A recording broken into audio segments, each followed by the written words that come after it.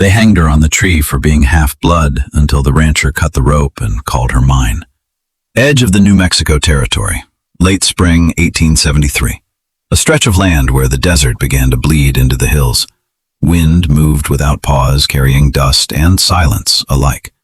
The sun hung high, unrelenting, pouring down over cracked earth and thorn brush. Randy Renner rode slow, scanning the dry trail for signs of the sorrel mare that had bolted the night before. He had been tracking hoof prints for the better part of the morning, prints half lost in the brittle soil leading toward a sparse stand of cottonwoods. The air shimmered, hot enough to blister paint off a saddle. Randy tugged his hat lower against the glare and dismounted. He led his horse by the reins, stepping lightly, eyes sweeping the terrain with the practiced calm of a man who had spent more years alone than not. That was when he heard it. A sound so faint it could have been wind through grass. But it came again, a soft, wet gasp, like someone trying to remember how to breathe. He froze. Randy dropped the reins, unslung his rifle from his back, and moved toward the sound with slow, measured steps. Between the trees, the shadows deepened. Birds had gone quiet. The air felt strange, heavier. Then he saw her. She hung by her wrists from the thick branch of an old tree, her arms stretched above her head, body limp and swaying slightly in the wind. A crude wooden sign had been nailed above her. Half-blood don't belong. Rye's breath caught. He took one step back as if the words themselves could strike. The message was not for her. It was for anyone who might pass by. The girl's skin was sunned dark and streaked with grime. Her long black hair clung to her face in damp ropes. Her dress, what was left of it, was torn, dust-covered, smeared with dried blood. Her legs hung useless, feet barely brushing the dirt. Her chest rose and fell in shallow, stuttering movements. She was alive, barely. Randy lowered his rifle. "Christ," he muttered, stepping forward. Up close he could see the burns where the rope bit into her wrists, angry and raw. Her lips were split, cheeks hollowed by thirst. One eye was swollen shut. "You hear me, girl?" Randy asked, his voice rough but low. There was no answer. Her head hung like a broken stem. "I ain't here to hurt you." Still no movement, but a sound escaped her, barely more than a whimper. That was enough. Randy reached for his belt, drew his knife. His fingers hovered at the rope, hesitating for the briefest second. That sign still loomed, red and jagged like a warning carved in flesh. Then he whispered almost to himself, "Not today." With one clean stroke, the knife sliced through the rope. The girl fell forward. Randy caught her just in time. She collapsed into his arms, light as smoke, burning with fever. Her head lulled against his chest. For a moment she blinked, dazed and unfocused, lips moving without sound. Then her fingers clutched weakly at his shirt, and her body went still. Randy crouched down, cradling her with one arm while reaching for his canteen with the other. He poured a few drops onto a scrap of cloth and dabbed at her mouth. "Easy now," he murmured. "You're safe, at least for the moment." The wind stirred the branches above. The sign creaked. He looked up at it again, then at her, and without another word he stood, lifting her into his arms. She didn't weigh more than a sack of oats. "You got a name?" he asked, already knowing she wouldn't answer. Silence. "Guess we'll find one." He turned away from the tree, from the sign, from whatever curse they had tried to hang her with. His boots crunched softly over the dry leaves as he walked back toward his horse. Behind him, the sign still swung in the wind, but the girl was no longer beneath it. Later that evening, Rye's ranch, a modest cabin and barn tucked into a dry ravine miles from any town. The land stretched empty in every direction, broken only by sagebrush and rock. The sun dipped low as Randy Rayner rode into the hollow. Naomi lay sideways in the saddle, unconscious but breathing. Randy dismounted and gently lifted her down, cradling her as if she were glass. The cabin door creaked open under his boot. Inside, the air was cool and smelled of cedar and dust. A single cot stood near the window. He laid her there carefully, then covered her with a clean wool blanket. She stirred, brow twitching, her fingers curled slightly. "Easy," Randy whispered. He lit the oil lamp, its glow flickering against rough wooden walls. Then he crossed the room, fetched his basin, and poured in water from the jug. He warmed it over the stove and returned, crouching beside her. Her face was bruised and dry, stretched with sweat and blood. Without speaking, Randy dipped a cloth into the water and began to clean her skin. Gentle, slow, never rushing. He worked with the care of someone used to mending broken things and afraid this one might fall apart if he wasn't careful. Cleaned her wrists last. The raw grooves from the rope were deep. Angry, he paused. His hand hovered above her arm. Then, steady as breath, he wrapped the wounds in linen, tied each knot loose but firm. Hours passed. The wind picked up outside, rattling the shutters, but inside the cabin it was still. Naomi hadn't spoken, not even in sleep. Randy sat on the floor by the door, watching the shadows shift. Then, sometime after midnight, she stirred again. Her eyes opened wide, dark, and filled with panic. She jerked upright in the bed, gasping, her hands clawed at the blanket as if trying to fight her way out. Hey now," Randy said, standing quickly but keeping his distance. "You're all right. You're safe here." Naomi looked around the cabin, her breathing sharp and uneven. Her gaze landed on him. She flinched back. Randy didn't move closer. "I ain't them," he said softly. "I ain't here to hurt you." She said nothing, just stared, eyes wild. "You don't have to talk. Don't even have to stay," he added. "But I cut you down for a reason, and it wasn't to see you die slow in my house." Her mouth opened. No words came. Randy walked to the shelf, took a cup, and poured water from the jug. He set it on the table by her bed, then stepped back. Naomi watched every movement like a hunted animal. He sat in the corner again, away from her. Silence fell. The wind outside howled, but the cabin held. Eventually, Naomi reached for the cup. Her hands trembled, but she drank. Randy saw it the moment something shifted. The way her shoulders eased, just slightly. The way her eyes no longer looked through him, but at him. Still guarded, still silent, but not empty. She lay back down slowly, cradling the cup.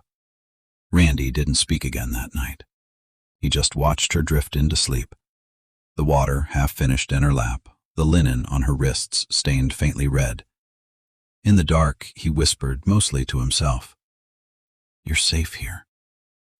That's all you need to know." And in the silence that followed, she didn't speak, but she didn't run. The wind blew dry and sharp across the Rayner ranch, stirring the sand into restless curls that skittered over the hard-packed earth. It had been over a week since Randy brought Naomi back, and the silence between them had grown more settled, like a pact neither had spoken aloud. But something else had begun to shift in the air, an unease that he could not quite place. Randy noticed it first in the morning light, a set of footprints, too narrow and too fresh to be his. They curved along the edge of the barn, then disappeared behind the well. The soil there was soft, still holding the print like a memory. Someone had been watching.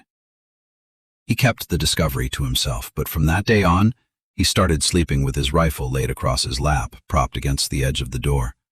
He double-checked the lock every evening, scanned the horizon for signs of movement before letting the horses out to graze. Each night he sat on the porch long after the sun dipped below the distant ridges, the lantern at his feet casting flickering shadows across his boots. Naomi had not yet stepped outside. She stayed mostly by the window, wrapped in Rye's old coat, watching the world with guarded eyes. But that changed one evening, just as the last rays of sun stained the ground blood red and the air cooled with the coming of night. Without a word, she pushed the door open and stepped barefoot into the yard. Randy looked up sharply from where he sat whittling a piece of driftwood. He said nothing, only watched as she walked slowly across the dust, her feet light and cautious, like she was relearning the weight of the earth beneath her. In her hand was a long, slender stick, She knelt in the open space near the barn and began to draw. Randy rose, curiosity prickling at the edge of his caution. He approached carefully, not wanting to disturb whatever had pulled her outside. Naomi didn't flinch when he stopped a few feet behind her. Her focus stayed on the dirt as the lines took shape. Arching curves, pointed wings, a body flaring into flame. It was a bird, mid-flight, wrapped in fire. "What's that?" Randy asked softly, voice low like it might spook her. She didn't look up. "It's my family sign," she said, her voice raspy but sure. "Firebird." The silence held for a long beat. Randy crouched beside her, studying the lines. "My mother used to paint it on our tent poles." She continued. "We believed the firebird was a spirit of protection, fierce but never cruel. It flew through flames so others could survive." Her voice caught. "I was supposed to die with them." Randy didn't move. She spoke slowly as if her throat burned with each word. "They said we killed a white rancher's wife, but we didn't. It was her husband. He beat her. Everyone knew. But we were different, so they blamed us." Naomi's fingers clenched around the stick. "The soldiers came first, then townsfolk. With fire, with ropes. I ran. I saw my brothers shot down outside our tent. My mother, she screamed until the flames took her. She dropped the stick. I was just a girl. They tied me up like some warning. I thought I would die under that tree." Her shoulders trembled, but she didn't cry. Not yet. Her eyes stared into the dirt at the flames she had drawn. Randy didn't speak. He didn't reach for her. Instead, he slowly lowered himself until his hand pressed flat into the ground, right beside the image of the firebird. Fingers spled, palm grounded. She noticed. Naomi looked over, eyes wet now but steady. It wasn't a gesture of comfort. It was something deeper. A vow. No words needed, no promises made, just the weight of his hand in the earth beside her grief, like saying, "I see it. I see you, and I won't look away." And for the first time since Randy had cut her from that tree, Naomi let her tears fall, not out of fear, but because someone had finally stayed. The air was unnaturally still when the soldiers came. Randy saw the dust first, a thick plume rising on the far ridge, cutting across the sky like smoke from a distant fire. He stood at the fence line, his jaw tightening, eyes narrowed beneath the brim of his hat. The glint of brass and the rhythm of hooves confirmed it.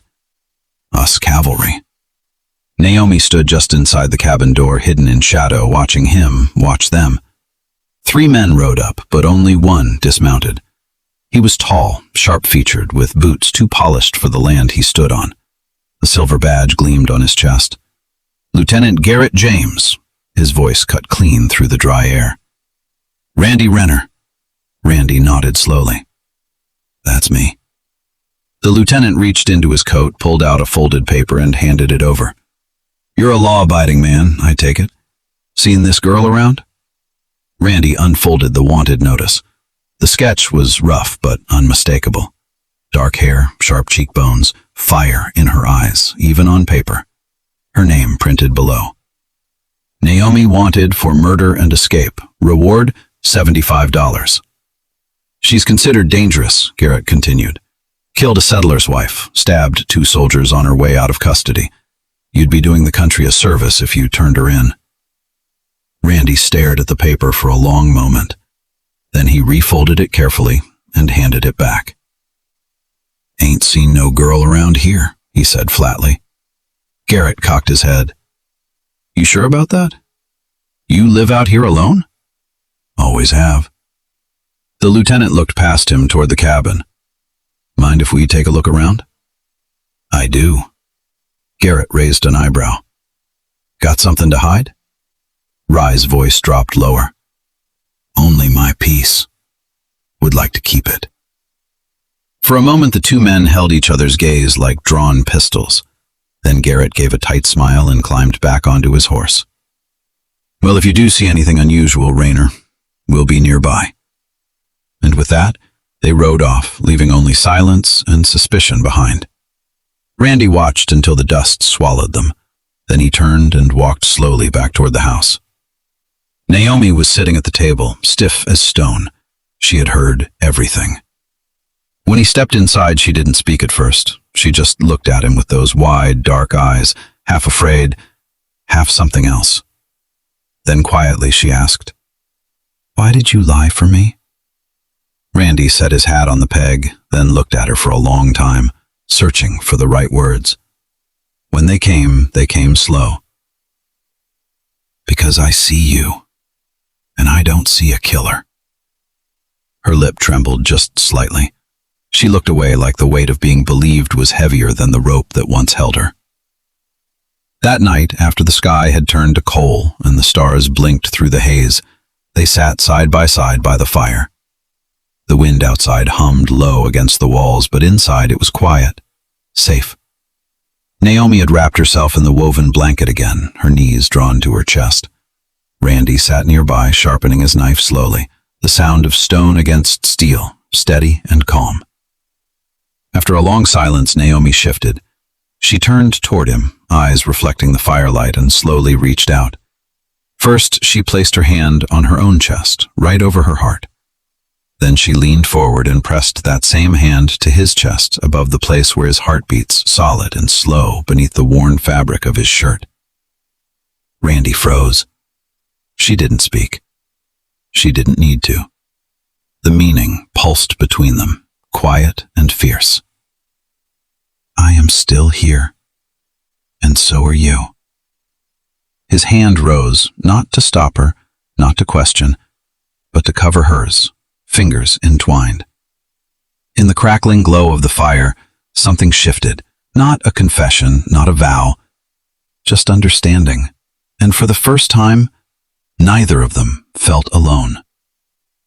The sun was sinking low, casting long gold slashes across the dry earth when the riders came. Randy heard them before he saw them, hooves pounding dirt, voices sharp with the kind of anger that liked to travel in packs. He stepped out onto the porch, rifle slung casually across his back, hat brim shadowing his eyes. 5 men rode into the clearing. At the front was Joe Cormac. Joe had always been a bad man wearing a good man's badge, back when he wore one. Now he was just leather and guns and a mean grin that stretched too far across his face. "Well, hell," Joe called, swinging down from his horse. "You always had a way with strays, Randy. But this one's trouble." Behind him, the other men dismounted, rifles in hand, faces taut with sweat and hate. Randy didn't flinch, didn't speak, just watched. Joe sauntered up to the porch, spitting into the dust. "Word is you're hiding her. Half-blood girl burned a whole settler camp to the ground, killed a man with his own knife. That true?" Randy didn't answer. Joe gestured toward the cabin. "We're going to take a look. That all right with you?" "No." That one word cracked the air. Joe blinked. "No." Rye's voice was low, steady. "This is my land. You're not welcome." Joe chuckled, but it didn't reach his eyes. "Randy, don't be a damn fool. We'll torch this whole place if we have to. We're not leaving without her." Randy stepped down from the porch, slow and deliberate. The rifle stayed on his back. "She's not yours to hang," he said. "She's mine to protect." Joe's smile disappeared. "You going to stop 5 men with that mouth of yours?" "No," Randy said. "But I'll start with you." The air turned razor sharp for a beat. No one moved. Then Joe lunged. Randy ducked the punch, turned and slammed his shoulder into Joe's chest, knocking him backward. One of the others raised his rifle, but before he could aim, Rye's hand was already on his, twisting hard until the weapon dropped. He didn't fire. He didn't draw. But he moved like water over stone, fast, relentless, using their weight against them. He dodged, ducked, disarmed. One man tripped over his own boots. Another yelped as Randy cracked a forearm across his nose. Dust kicked up in clouds, hooves skittered as the horses backed away in panic. The fifth man, youngest, maybe 17, froze mid-motion, eyes wide. "Go!" Randy growled. And just like that, it ended. The men scrambled, cursing, dragging Joe to his feet. Randy stood in the center of it all, chest heaving, shirt torn, knuckles bleeding, but his eyes burned with something too fierce for fear. Joe spit blood. "This ain't over." "It is," Randy said. "For you." The men mounted up and galloped off, the sound of retreat echoing against the canyon walls. Naomi had watched everything from the doorway. She hadn't moved, hadn't breathed. But as the dust settled and silence returned, she stepped down off the porch, barefoot in the fading light, eyes locked on him. He turned to her, bloodied, bruised, still standing. And then, for the first time since he'd found her, she spoke his name aloud. Randy. One word, but it held everything. Gratitude, wonder, fear, hope. He looked at her, nodded once, slowly. "Yeah," he said. "I'm here." She moved toward him, small steps at first, then faster. And when she reached him, she didn't cry. She just pressed her forehead gently against his chest, right where his heart was still beating hard. He raised his arms, hesitant, then let them fall around her. Not to trap, not to claim, just to hold. In the dying light of day, among blood and dust and the memory of ropes, they stood like that for a long, long time. The wind had softened that night, whispering low through the sagebrush as if the desert itself had grown tired. The stars blinked into view one by one, scattered across the endless dark above Randy Rayner's ranch. Inside the cabin, the lantern cast a soft golden glow across the wooden walls, its flicker stretching shadows long and gentle. Randy sat by the hearth, sharpening his knife in slow, rhythmic motions, though the blade hardly needed it. His hands moved from habit, not necessity. Across the room, Naomi stood near the window, wrapped in one of Rye's old flannel shirts, her dark hair braided loosely down her back. She had been quiet all day, but tonight there was a heaviness in her stillness, something more than fatigue. He glanced at her. "You sleeping up right now?" She didn't answer at first. Then she turned, walking slowly toward him. Her bare feet made no sound on the wooden floor. "I have something to tell you," she said, voice low. Randy set the knife aside and looked up. She sat across from him, hands folded in her lap, eyes steady but unreadable. "My name's not Naomi," she began. "It never was." Randy didn't blink. He waited. She took a breath. "My real name is Sayan. It means bringer of life. My mother named me on the night of a blood moon. She said it was a sign I'd carry fire and healing in equal measure." Scion. The word seemed to shift the air itself. "I was 6 when she taught me to paint firebirds on bark," she continued, her voice distant. "She said they flew between worlds. Messengers, watchers, survivors. The night they came, the soldiers, the men from town, she painted one on the door of our tent." Her hands trembled now. "They dragged us outside. I still remember the way her eyes looked when they set the tents on fire. She didn't cry. She didn't scream. She just stared at them like she was memorizing the faces of every man who did it." Randy leaned forward, elbows on his knees, watching her as if the sound of her voice was a rare and fragile thing.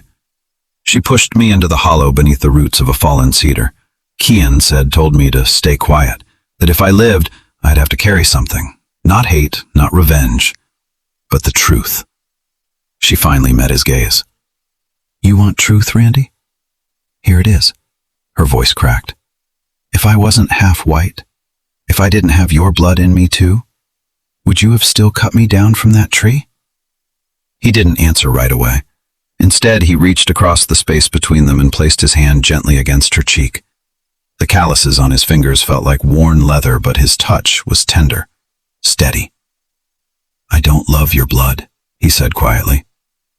"I love the fight inside it." See, his lips parted slightly, a sharp breath catching in her throat. Her eyes searched his, and something old inside her, something that had braced for betrayal every day since the fire began to soften. Then slowly she leaned forward. Their foreheads touched first, then their lips. The kiss was not desperate, not a hunger. It was a release of fear, of silence, of the weight they had both carried too long. It lasted just long enough to say what neither of them had the words for. When they parted, she let her forehead rest against his.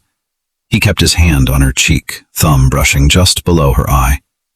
"You believe me?" she asked, almost a whisper. "I believed you the moment you drew that bird in the dirt," Randy murmured. Outside, the night deepened. The fire crackled low, and the desert wind shifted direction as if the land had taken a breath and let it go. Inside the cabin, two people sat close enough to hear each other breathe.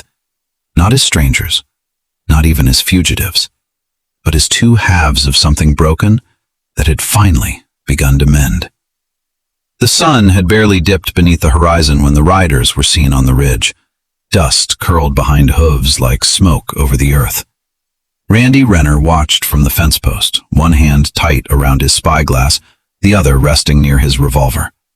Even from this distance, he could see the gleam of blue and brass. The U.S. cavalry. "They're coming," he muttered. Inside the cabin, Cyan stood at the window, her arms wrapped around her waist. She didn't flinch. Her eyes stayed fixed on the hills as if, by watching them, she might slow the inevitable. A soft knock on the open door made her turn. Randy stepped in, removing his hat, his face drawn with the weight of a choice already made. "I saw the flag," he said. "They're about a day out, maybe less if they ride hard." Cyan nodded once, slowly. "You knew they would come?" "I did. And you stayed." He stepped closer, placed his hat on the table, and looked her full in the face. "I stayed because this is us. It's worth more than the dirt they want to bury you in."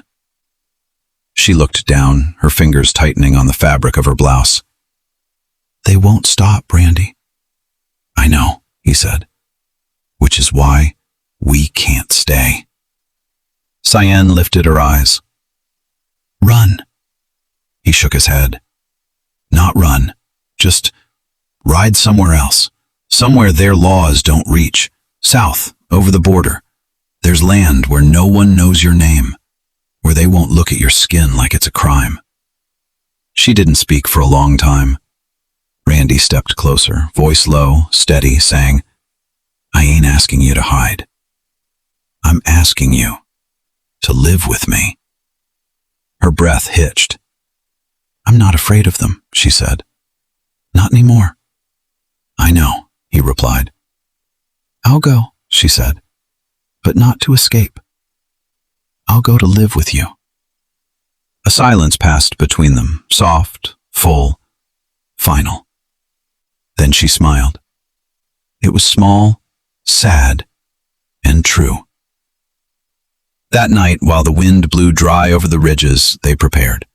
Randy packed light, jerky, a canteen, a single blanket rolled tight. He saddled the horses with care, speaking to them in low murmurs. Cyan dressed in simple brown cloth, her hair braided tight. Around her neck she tied a red thread, once part of her mother's shawl. They left before the moon rose. The cabin door swung shut behind them, unlatched. No fire was left burning. No trail marked the ground except hoofprints and the occasional scuff of a boot. The night was wide and quiet.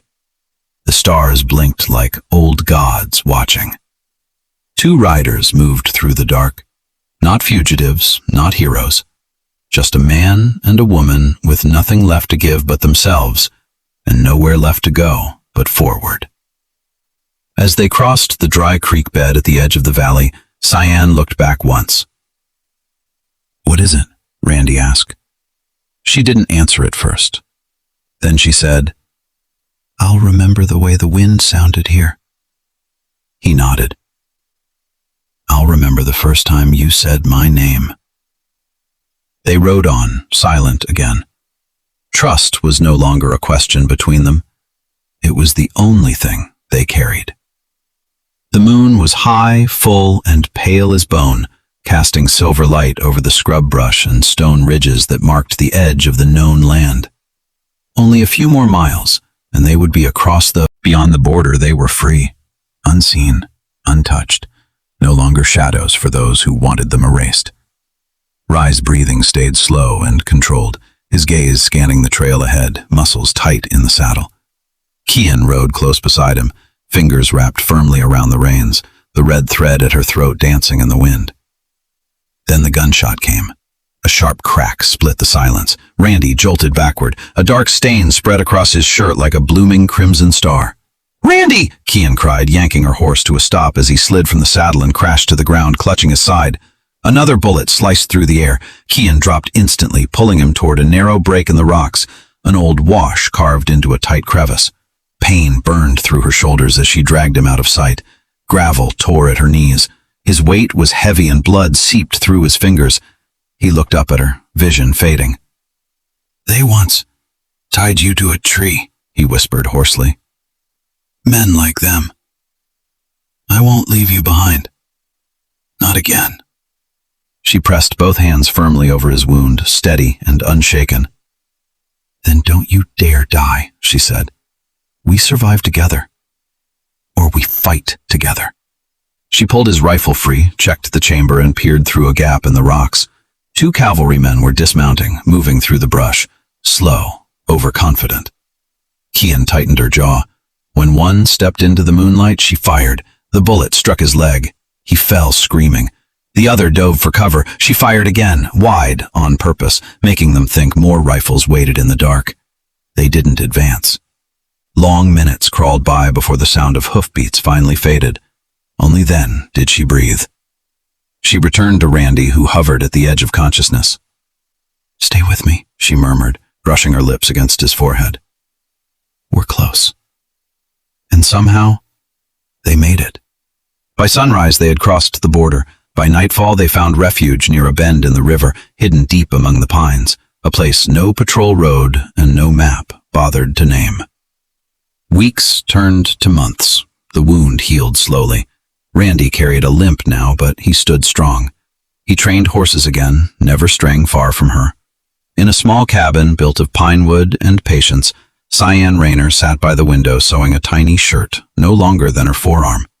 Her belly curved gently beneath her apron. Her stitches were careful, steady. Outside, Randy guided a young Mustang around the corral, voice soft, eyes always drifting to her shadow behind the curtain. The past hadn't disappeared, but here, it no longer chased them. Inside, Kian folded the little shirt, held it close, and smiled. They once tried to hang her for being half of something, but he loved her whole, not for how she looked, but for what she refused to become. Broken. If this story moved you, if it reminded you that even in a world of dust, fire, and judgment, love can still carve out a place of safety, then you found your kind of frontier. At Wild West Love Stories, we tell tales where quiet hearts stand against loud battles, where courage and tenderness ride side by side. So don't ride off just yet. Tap that like button, subscribe to Wild West Love Stories, and join a circle of believers in loyalty, redemption, and love that refuses to fade. Every week, a new story from the edge of the world. We'll be waiting beneath the stars.